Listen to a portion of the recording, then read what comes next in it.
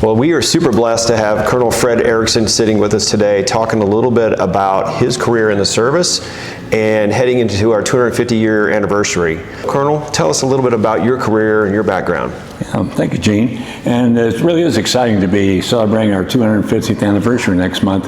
I still think the United States is the greatest nation in the world, and that's for a lot of reasons, but one of the primary ones is our freedom. You know, in the United States we have unequal freedom to most countries in the world, and freedom doesn't come free. There's a price for it. And so I'm really thankful for all the men and women who have joined the service and have been willing, if need be, to lay down their life to protect those freedoms that we have in the United States. So I grew up in an Air Force family, and I knew all along I wanted to fly airplanes and wanted to be a fighter pilot.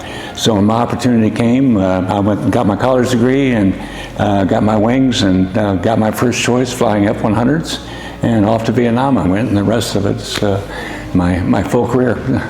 So in Vietnam you had over 250 missions you went on, correct? That's correct, yes. Wow. I flew 250 combat missions in a year there. And then when you were over there in service, what was, you know, us being in real estate, what was it like for you thinking about home when you were over there? Oh, it was always in your mind, and having lived and served in many countries around the world, every time I'm there, I just think how blessed we are in the United States, and to get back home and have the ability to own your own home, your own car, etc. So yeah, it's always in your mind, and just to be with family and just to be in the United States. Right. You were at 40 years old when you became a colonel, and then I know your career continued after that. What was something that just stands out that's like, that's it? Well, you're right, Gene, there are a lot of moments, but I guess the one that stands out that most people can relate to is when I was chosen to fly with the Air Force Air Demonstration Squadron, the Thunderbirds.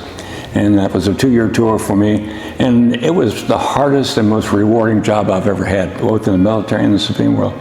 You virtually had to be on 24/7, 365. You are always before the public.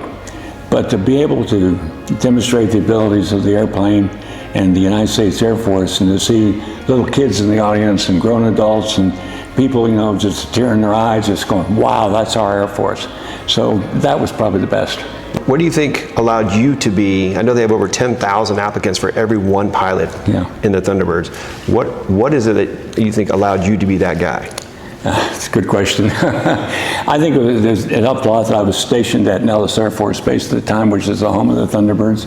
But fighter pilot community is a very small community. So when I applied, they knew who I was, and although I was a lot of good competition, I came out on top for that year that I was in there, or got selected. So I was very, very blessed. There's no doubt about it.